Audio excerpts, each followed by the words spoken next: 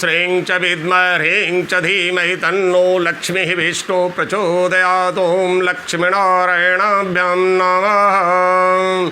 नारायण हरि ओम, नारायण हरि ओम, नारायण हरि ओम। हाय दर्शकों, आज मैं आपको कुछ सावधानियां बताने जा रहा हूं। कहीं आप भी भोग लगाने में ये सब गलतियां तो नहीं करा करते जिनके कारण आपका प्रभु, आपका इष्ट आपका भोग स्वीकार नहीं करता। इसलिए यह जानना बेहद ज़रूरी है कि सही तरीके से आप भोग लगा पाएँ और जल्दी ही भोग लगाने से भगवान प्रसन्न होते हैं। और किसी भी आदमी को आप भोजन देते हैं तो वो प्रसन्न होता है, तो भगवान को भी भोग लगाने से भगवान प्रसन्न होते हैं। भोग लगाने में आप कभी भी जल्दबाजी ना करें और कुछ नियमों का जो पालन करना है वो करना ज़रूरी है। तो इन चीज़ों को आप देख लें कि आप ये गलत तो करते नहीं। भगवान को प्रसन्न करने के लिए अहम तरीका भोग लगाना है, और भोग लगाने का तरीका अगर गलत हो तो भगवान प्रसन्न होने के बजाय अप्रसन्न हो जाते हैं। यानी वो भूखा उनको वापस लौटना पड़ता है तो उदासी का शिकार होते हैं, और कोई भी उदास आदमी आपको उदासी के सिवा कुछ दे नहीं सकता। इसलिए भगवान भी जब उदास होंगे तो उदासी के सिवा कुछ दे नहीं पाएंगे। इसलिए भगवान को आपका इष्ट कौन है, इष्ट के हिसाब से पहले तो भोग का चयन करना पड़ता है, और उचित भोग ही उचित देव को लगाया जाता है।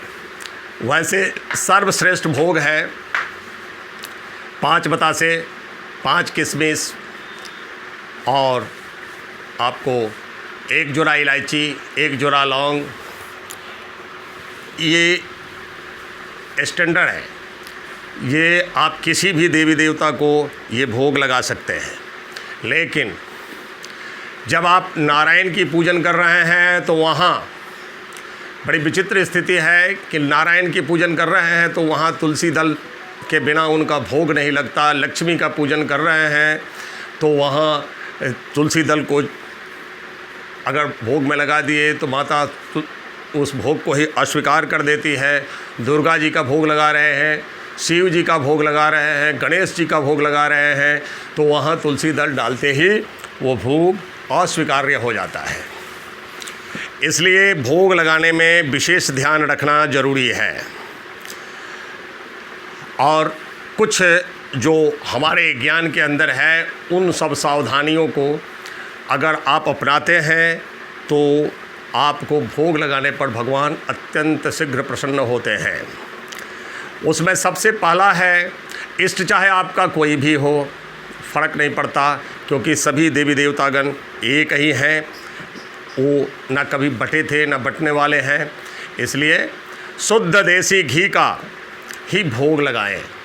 जो भी आप भोग लगाएं वो शुद्ध देसी घी से बना हो, और उस शुद्ध देसी घी के भोग को ही अर्पित भगवान को करें। कभी भी रिफाइन में, सरसों तेल में या अन्य किसी चीज़ में। हालांकि शनिदेव का भोग लगाना है तो सरसों तेल, शुद्ध सरसों तेल, शुद्ध तिल के तेल से भी आप लगा सकते हैं, लेकिन शुद्ध देसी घी का भोग सभी देवी देवताओं के लिए मान्य है। और आपको मैं बता दूं कि भगवान का भोग लगाते समय किसी भी तामसिक वस्तु का, लहसुन प्याज का प्रयोग, नमक का प्रयोग, मसाले का प्रयोग ना करें। यह प्रयोग करने से भगवान उस भोग को स्वीकार नहीं करते हैं। इसलिए राजसिक भोग से बचें। दूसरा सबसे बड़ा सावधानी ये है कि जो भी भोग लगा रहे श्रद्धा भाव से लगाएं, और ये महसूस करें अपने आप में, ये एहसास करें कि हमारा भोग हमारा भगवान स्वीकार कर रहा है, और इसके लिए कुछ समय के लिए वहाँ से हट जाएं। वहाँ से हटना ज़रूरी है। हो सकता है भैया हम लोग पापयुक्त लोग हैं, हो सकता है भगवान हमारे समक्ष भोग को स्वीकार ना करें, तो हट जाने से उस भोग को स्वीकार करते हैं।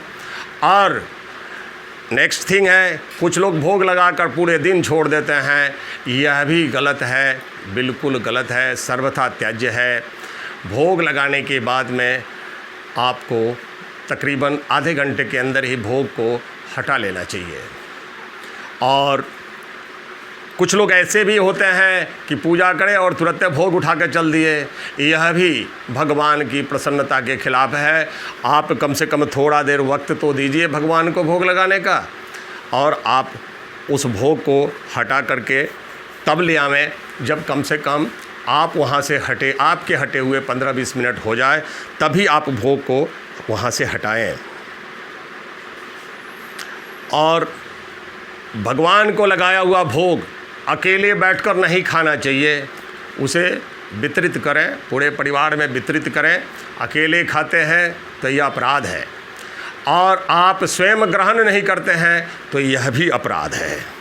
इसलिए आप इसका विशेष ध्यान रखें कि भगवान के भोग का वितरण होना चाहिए और स्वयं भी ग्रहण करना चाहिए। अलग अलग देवी देवताओं के लिए कुछ चीज़ें अर्पित करने की मनाही होती है, इसका ध्यान अवश्य रखें। उन्हें उन चीज़ों का भोग न लगाएं, जैसे भगवान शंकर और भगवान गणेश को कभी भी तुलसी का भोग नहीं लगता। इन छोटी छोटी बातों को ध्यान रखें। बातें बहुत छोटी होती हैं, लेकिन आपका सारा मेहनत, सारा पूजा पाठ 1 सेकंड में निष्फल हो जाता है। इसलिए आप सदा इन छोटी छोटी बातों का ध्यान रखते हुए भोग लगाएं। आपको मैंने बताया सबसे स्टैंडर्ड भोग है 5 बतासे, 5 किशमिश, 2 लौंग, 2 इलायची। इतना ही आप अगर भोग लगाते हैं तो सभी भगवान के लिए परम तुष्टि प्रदान करने वाला ये भोग होता है। इसे हर भगवान स्वीकार करते हैं, शनि देव भी स्वीकार करते हैं, सभी नवग्रह लोग भी स्वीकार करते हैं। यह सर्वोत्तम भोग है। अतः आप इस भोग को लगाकर भगवान को प्रसन्न करने की चेष्टा करें। जय श्री राधे, जय श्री राधे, जय श्री राधे।